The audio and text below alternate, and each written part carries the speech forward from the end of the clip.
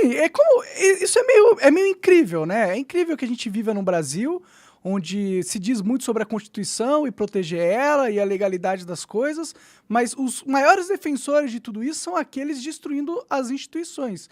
Como que é possível o Alexandre de Moraes ter este nível de poder? Sim, o que que ele fez? O que que ele falou? Quem que tá do lado dele que faz ele ter essa influência institucional tão gigantesca, onde ele pode quebrar os princípios da própria democracia em nome dela, e nada é dito, nada é feito. Pelo contrário, ele é coroado como o herói da democracia pela mídia mainstream e por grande parcela do povo. Da onde vem esse poder? Algumas origens. A primeira origem tem a ver com uma forma teleológica de ver o direito. O que significa isso? Significa o seguinte: quando um juiz, escola do direito hoje mainstream no Brasil, ela diz que quando um juiz interpreta uma lei, ele interpreta com o fim da aplicação em mente. O que significa isso? Significa que, na prática, para o direito brasileiro hoje, os fins justificam os meios. Então, se você não, o juiz ele utiliza a lei e interpreta a lei para ver como que ele pode chegar ao fim desejado, tá? Que ele quer o fim que ele deseja? O que ele deseja. Entendi. E isso é uma verdade no Brasil que não tem a ver com ideologia. Isso é uma verdade para a direita e para a esquerda. Isso é uma questão de direita ou esquerda. Uhum. Então você pega, por exemplo, o Sérgio Moro. Toda a direita brasileira, exceções se você me colocar à direita, bateu palma para o Sérgio Moro. O Sérgio Moro passou por cima da lei em diversos momentos. Marcelo Bretas passou por cima da lei em diversos momentos. Não estou nem falando só das coisas que foram reveladas na Vaza Jato, não. Estou falando de técnicas de tortura psicológica, prisões preventivas absolutamente descabidas, tudo isso sabendo o que estava fazendo.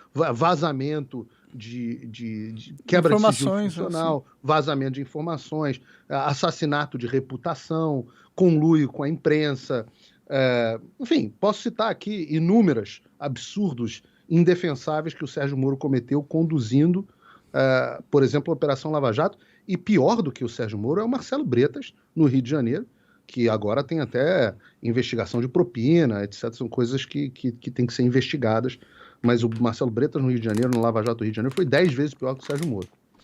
E todo mundo na direita bateu palma para esses caras. Tá botando Lula na cadeia, tá botando Cabral na cadeia, tem que prender esses vagabundos.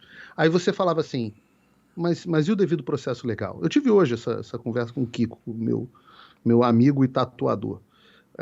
E ele tava falando assim, pô, mas se não fizesse desse jeito, não tinha outro jeito. Eu falo, é exatamente o que pensam os apoiadores do Alexandre de Moraes. Faz sentido. Falam assim, olha, ele está trabalhando para defender a democracia. Ué, mas ele para trabalhar para defender a democracia, ele vai desrespeitar a democracia. Se não for desse jeito, não tem outro jeito. Tem que botar esses bolsonaristas no lugar deles. Porque eles são uma ameaça à democracia. Ou seja, a mentalidade é a mesma. Uhum. Então, o que permite esse tipo de coisa? Uma sociedade que enxerga o direito e a aplicação da lei de forma teleológica, de forma onde os fins justificam os meios. Então, essa é a primeira coisa que sustenta esse tipo uma de crise generalizada do judiciário brasileiro, assim, desde o princípio até o fim. Eu tenho uma frase que eu digo o seguinte: o brasileiro não gosta de democracia. O negócio de democracia é um valor americano. Tá? O brasileiro ele quer um ditador com quem ele concorde. Uhum. Tá? O brasileiro de esquerda quer um ditador de esquerda, o brasileiro médio, né? Óbvio que isso é uma generalização. E o brasileiro de direita quer um ditador de direita. Se for lei, império das leis, devido processo legal, direito natural, tudo isso aí, para o brasileiro médio, são conceitos alienígenas. Sequer explorados por eles, né? Não, isso é coisa que está dentro da cultura americana. Muito do meu trabalho, muitas vezes, é quase de civilizar a massa brasileira, no sentido de, cara, não defende o que é errado. Os fins não justificam os meios. Exige... Liberdade é um valor fundamental. Você tem direitos que são dados a você por um criador, que não são dados pelo Estado. Assim, são conceitos que são cerne da democracia americana e que nunca chegaram no Brasil. Então, essa é uma parte da resposta para você. Existe uma outra parte da resposta, que é do ponto de vista prático, de quem permite que o Alexandre de Moraes tenha tanto poder, que é o fato de que hoje ele cumpre os objetivos de algumas pessoas. Uma parte delas é a esquerda tradicional, petista, etc., etc., que criticava o Alexandre de Moraes e pedia o impeachment do Alexandre de Moraes, mas quando ele passou a ser o algoz do Bolsonaro, ela passou a bater palma para ele. Mas, além desta esquerda, existe o objetivo de uma outra esquerda, que nem sempre é identificada como esquerda, mas que a gente pode chamar aqui de establishment, que é uma esquerda mais tucaninha, o mercado financeiro... É o Deep State brasileiro, não? Do qual o Deep State faz parte. O Deep State brasileiro, em geral, tem um pedaço do Deep State. O que é o Deep State? O Deep State são aqueles burocratas que têm um grau de poder que não são eleitos, estão incrustados profundamente no Estado brasileiro. Então você pega a Denise, a delegada que conduziu boa parte até recentemente do inquérito dos atos antidemocráticos. Você não consegue tirar a Denise de lá. O eleitor não tem poder sobre a Denise. Troca o governo, a Denise vai continuar delegada da Polícia Federal. O cara do Ministério Público, lá o militante que eu esqueci o nome, que abriu uma investigação contra a Jovem Pan, em São Paulo.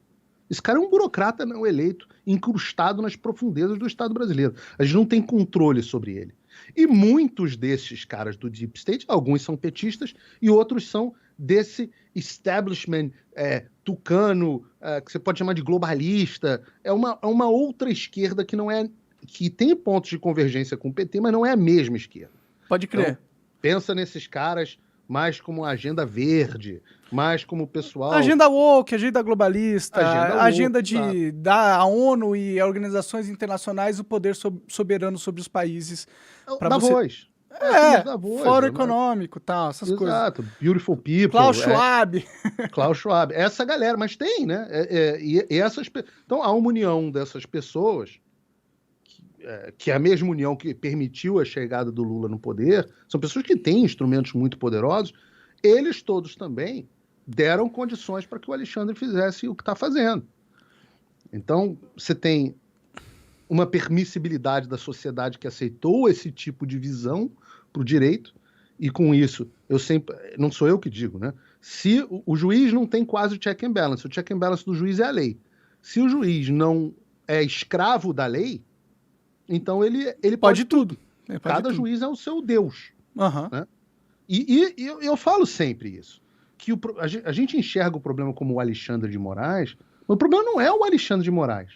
Vamos sair, vamos parar de falar de política, vamos falar de futebol. Foi criado, o Rica que ia gostar de falar disso. Os SAF foram criados justamente para proteger os clubes, quer dizer, os times, dos endividamentos trabalhistas, etc., dos clubes. Aí foi criado, a lei foi feita para isso, foi uma grande conquista no Brasil, o futebol brasileiro começou a decolar com os SAFs, meu Vascão. Semana retrasada, um juiz já reconheceu lá no Rio de Janeiro, se eu não me engano, que os SAFs, as empresas, né, os SAFs são responsáveis sim pelas dívidas trabalhistas. Mudou a jurisprudência um juiz de primeira instância. Por que ele decidiu isso? A lei diz diferente. A lei foi criada justamente para criar essa proteção. O investidor entrou com essa proteção em mente. E aí você teve todo o processo da sociedade discutir, transformar isso em lei, através da escolha dos seus representantes. Os representantes votaram, o Poder Executivo sancionou, etc. Um monte de audiência pública, passa no Congresso, primeira sessão, modificativo no texto, não sei o que, segunda sessão, vai para o Senado, volta, não sei o que, veto parcial, o presidente sanciona, virou lei. Graças a Deus, a democracia funcionou. Aí vem uma porra de um burocrata não eleito que prestou um concurso que eu não consigo tirar ele de lá nunca mais na vida dele, e ele decide que não, que o SAF não tá valendo. Foi cumprido isso aí? É o que tá valendo nesse momento. Aí mas vai ter apelação. Aí Só que, pô, olha o caceta da insegurança jurídica. Agora a discussão é se pode cobrar imposto retroativo ou não. Então, porra, cara,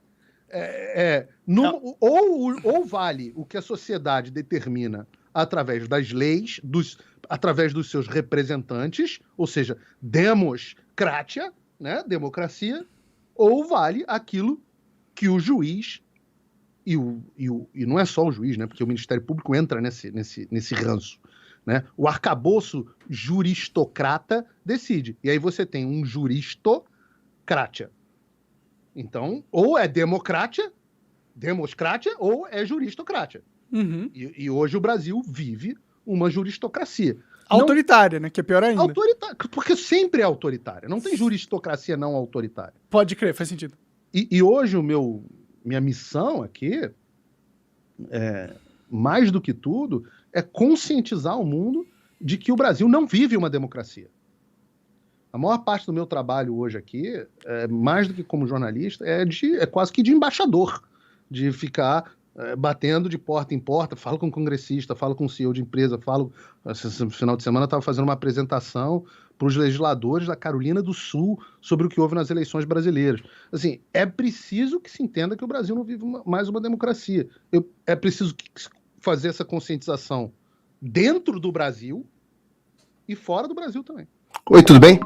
A essa altura você já deve estar sabendo que censuraram e desmonetizaram todas as minhas redes sociais no Brasil, além de bloquearem minhas contas bancárias e até cancelarem meu passaporte.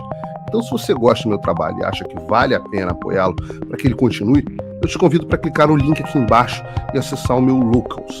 Lá você tem acesso de graça a todas as minhas postagens, sem censura, mas também tem conteúdo exclusivo para membros pagos. E membros premium podem, inclusive, trocar mensagens comigo, além de outros benefícios. Dê voz a quem te dá voz, que a gente não vai parar. Obrigado.